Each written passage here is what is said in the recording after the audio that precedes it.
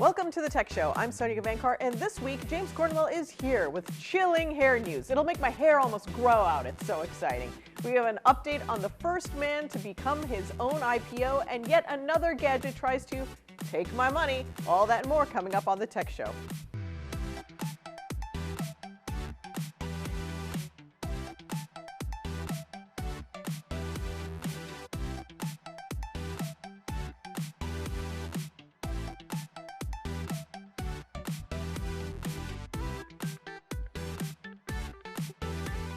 Now it's time for the latest. After Apple and Google suggested the Unicode consortium add skin tones to emojis, more and more of the icons have evolved to become more inclusive.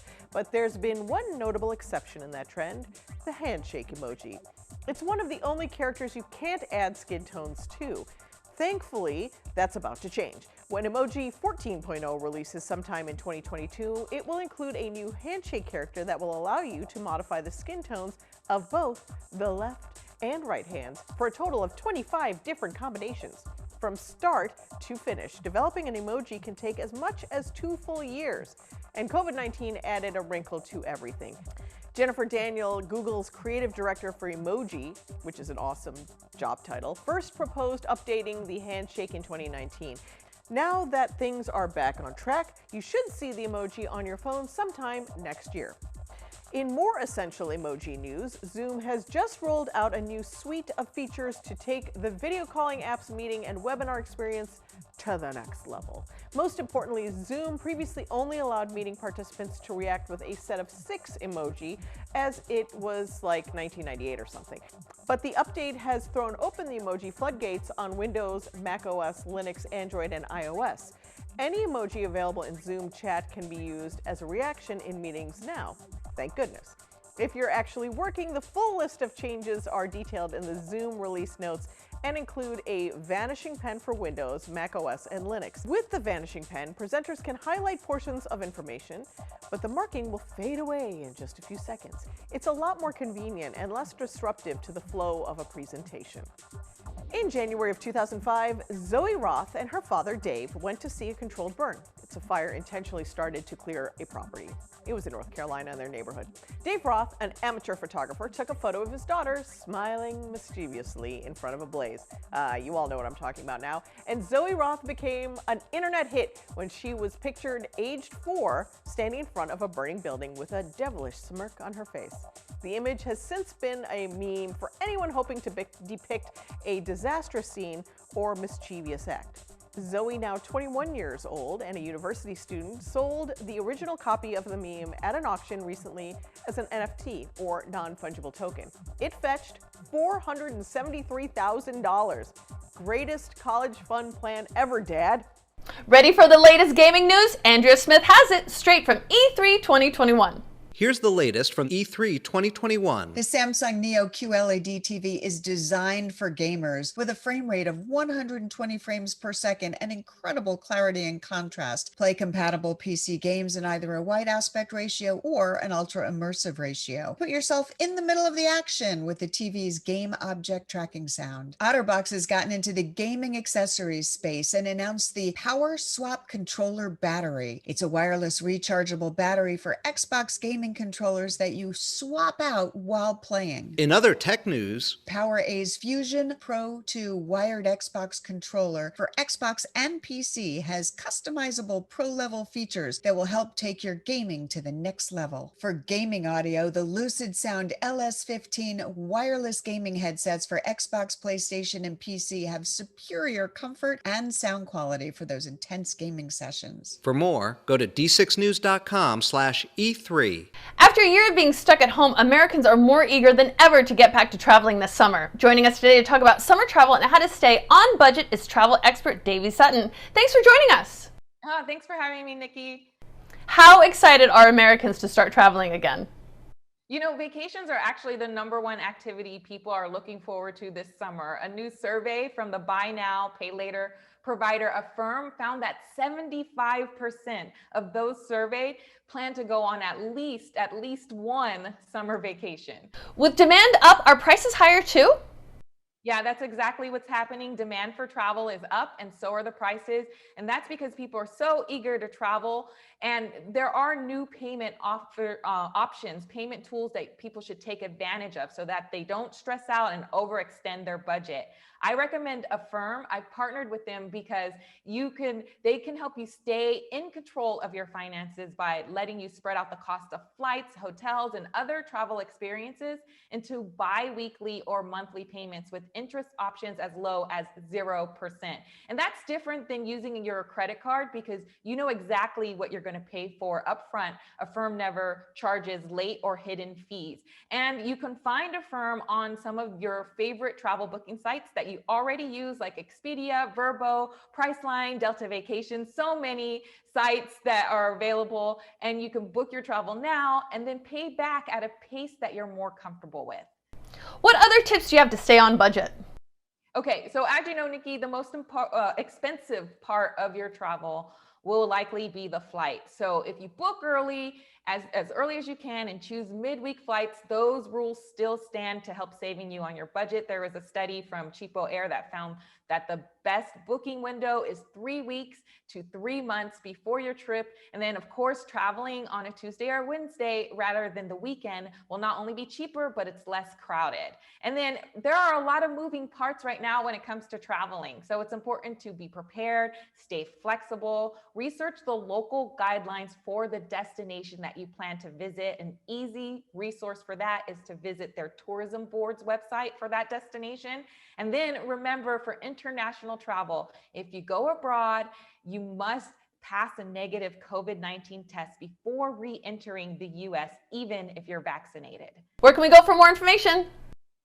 To learn more about paying overtime for your travel, visit affirm.com. Thank you, Davey. Moving can be one of the most stressful things you'll ever do. And at Moving APT, we specialize in taking the stress and strain out of your move. Whether you have a 1-bedroom apartment or a 10-bedroom mansion, you can feel safe and confident that Moving APT will get the job done. Licensed, bonded, and insured, you always get the best price. That's right, we will meet or beat any quote. That's our price match guarantee. So if you're planning an out-of-state move within the next 30 to 60 days, give us a call. As parents with teenagers look ahead to summer break, many are wondering how they're going to fill their kids' time. Unlike younger kids, teens aren't as easily entertained, and like it or not, they're often more social on apps than they may be in real life. Tech-savvy mama Leticia Barr is here now with fun ways to keep your teens engaged and, yes, connected this summer. Hello! Hi, thanks so much for having me. As the tech-savvy mama, how do you plan to keep your teens engaged this summer? Well, first and foremost, I'm going to say to all families out there, don't freak out about technology use. I'm a mom of 2 high schoolers. I have a sophomore and a senior, and I'm also a middle school computer science teacher. So I know it's easy to freak out, especially after the year that we've had. Many parents are tempted to do a digital detox, a digital reset after virtual and hybrid school. But there are some good reasons to allow teens to use screens and social media this summer. How can parents use technology and social media to their advantage?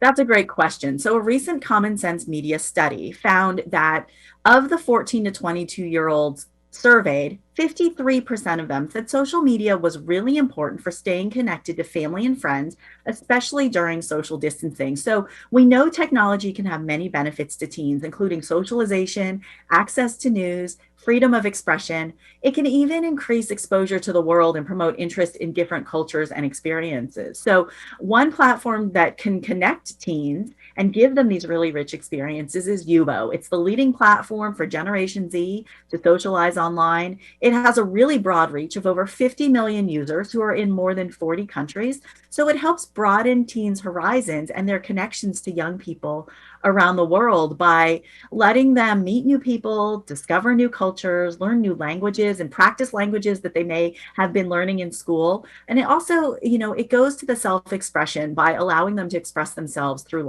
live streams. So I see Yubo as a way that young people can connect their reality and social media as they make new friends online and just have fun this summer. Where can parents go for more tips and information? For more information about Yubo, you can go to yubo.live. And for more information about technology and parenting and also education, visit my website, techsavvymama.com. Thank you, Leticia. Thanks so much for having me.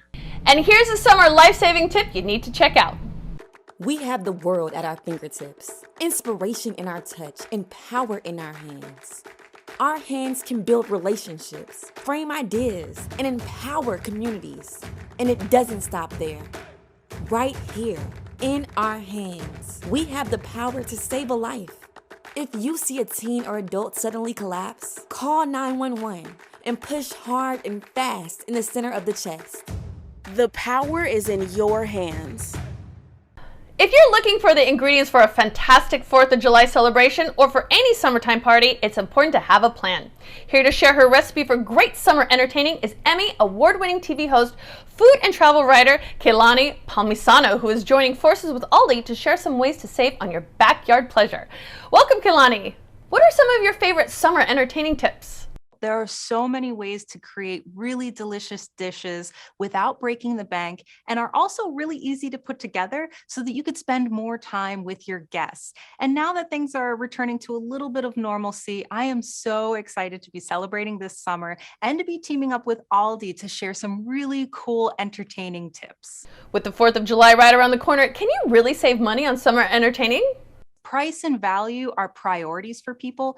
Aldi has been working hard to lower prices on everything that people are going to need for their summer get-togethers and for their barbecues. Everything from your hamburger buns to your hot dog buns, condiments like ketchup and mustard, as well as fresh fruits and fresh vegetables. Aldi is a great go-to place for affordable groceries. And I'll give you an example.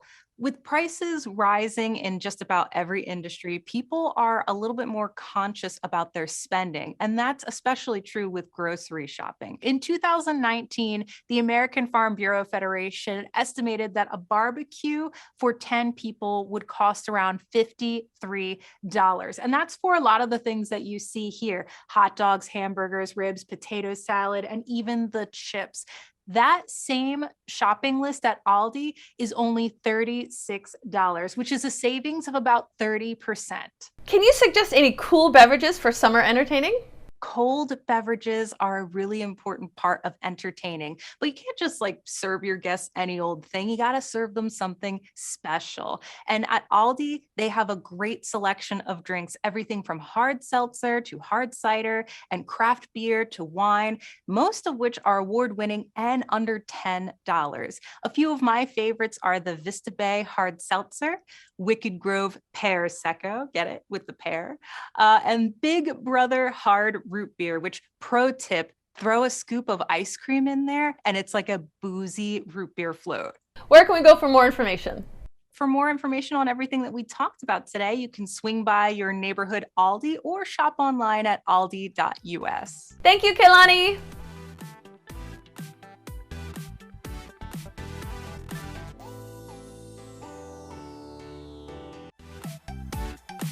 Welcome back. I got to talk to my favorite hair guru and beauty tech correspondent, James Cornwell, recently about using the power of cold on your hair. Check it out. I was totally transformed. James, you brought us hot irons before. Now you're dropping the cool on us. What is this? Oh my gosh, this is so exciting. Well, thank you for having me back. This is amazing. So this is the Babyliss Pro Cryo brush. Okay, so it's Yes. going to turn me into a babe, a pro babe. A pro babe. But it's a cold brush. It is. So the technology is really amazing. So if you think about, we've heard cryo in everything from movies to Walt Disney? skincare. Yeah, absolutely. So what they've done, what Babyliss Pro has done, is they've created this brush that is designed to hydrate the hair, add shine to the hair, and smooth the hair, all with that cold technology. It actually gets to freezing temperatures. Oh, really? Yes. I mean, it gets pretty cold. That middle section here gets pretty cold. It does. So it's really exciting because, you think about heat for smoothing the hair. When you use heat, you need to use a heat protector. You don't want to damage the hair. This is really cool in the sense of where heat can actually draw moisture out of the hair. This infuses moisture into the hair. So I'm not sure what's going to happen. I mean, it's not cold enough, like, as opposed to a hot iron where I'm always like, I'm gonna hurt myself. This I can touch and I don't hurt myself. Well, if you feel inside the plate as it goes, when you touch this and you press into it a little bit, it's pretty cold. Oh, yeah. Yeah, it gets very, very cold. So yeah, the idea is just sort of that opposite effect. They were like, no, you don't get it. I it turned it off. That's the pro in it. Yes, I turned it off. and using it at home, you have to go through those things to practice. So as you use it, it actually separates the hair and infuses that moisture into each hair strand. Awesome. Well, really cool, no pun intended. We highly recommend it. Thanks so much, James. Absolutely. Thank you. June is Internet Safety Month, and while there's a specific focus right now, it's always important to be aware of how to be safe on the internet. Antigone Davis is head of global safety at Facebook, where she works with internal teams and external safety organizations to ensure that Facebook remains a leader in online safety, and she's here with us today to share some tips for parents and kids to build safe and healthy online habits. Thank you for joining us. Thank you for having me. It's great to be here. I read that 81% of parents reported their children started using social media between the ages of 6 and 13, and a high percentage are concerned about their kids interacting with people they don't know online. Can you talk to us about some basic online safety when it comes to kids being online? Well, first and foremost, the first thing I tell parents is talk to your children. Start talking to your children at a very early age about online safety, about your house rules, getting your child to ask you questions. That's the first and most important thing a parent can do. What about program settings and tools parents can use? Well, that would be the second most important piece of guidance that I could give a parent, which is to always know what are the controls, the safety settings, the privacy settings of any app that they're using. Most of them have controls. So for example, on Messenger Kids, an app that we offer, there's a parent dashboard where you can see who your child is connecting with, you can see how often they're connecting with that person, you can see recent images and videos that have been shared. This allows you to have important conversations with your child, to set parameters. You mentioned the importance of building your child's online confidence. What are some things kids can do for themselves? Well, that's another piece. You always want to look for what are the tools that your child has at their fingertips when they're using an app. What are the controls that they have? So, for example, on Messenger Kids, a child can mute a conversation, a child can block somebody, a child can report something to us if it doesn't look right to them. Those are important things to get your child comfortable with, because you really want them ultimately to feel empowered to maintain their own safety. Are there things parents can do without blocking access or always looking over their shoulder to help keep kids safe online?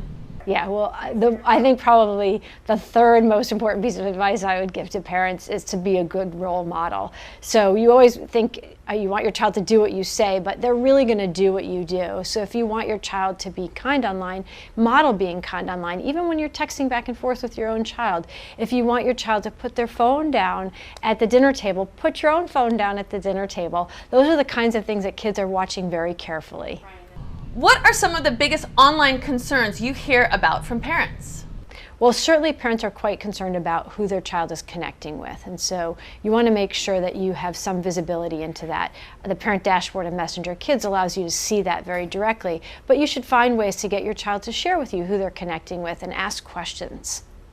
Where can people go to get more information and resources on what we've been talking about today? Well, definitely go to Facebook Safety Center. We have a specific portal for parents there with lots of tips. The other thing you can do is, if you're interested in what Messenger Kids has, go to messengerkids.com. Thanks, Antigone. Thank you. We have one final break, then we're back with Take My Money right here on The Tech Show. Stay with us.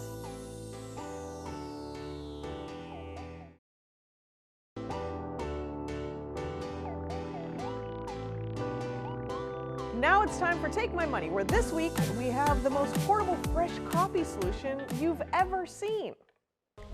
Meet the Jogo. Just drop in a scoop of your favorite coffee grounds. Add hot water, pop in your Jogo, and enjoy. Jogo's story starts at the bottom of the world. During a motorcycle expedition, I took from Minnesota to Patagonia. When I was given a bombilla, a tool used to drink loose-leaf tea made popular by the gauchos, the legendary Argentinian cowboys. Now, fast forward to where my co-founder and I were leading a canoe trip in the Great North Woods. We had an aha moment. Could we use my bombilla for drinking coffee? It solved many of our issues, but there was one big problem. The filter wasn't quite fine enough for coffee grounds. We went to... I mean, it's a great idea, which is probably why the Patagonians already invented it. And if you're giving them a cut, then Jogo Straw, go ahead and take my money. But also, I'd rather just give it to a Patagonian. Thanks for joining us this week. Follow us at The Tech Show TV and join the conversation. Check you later.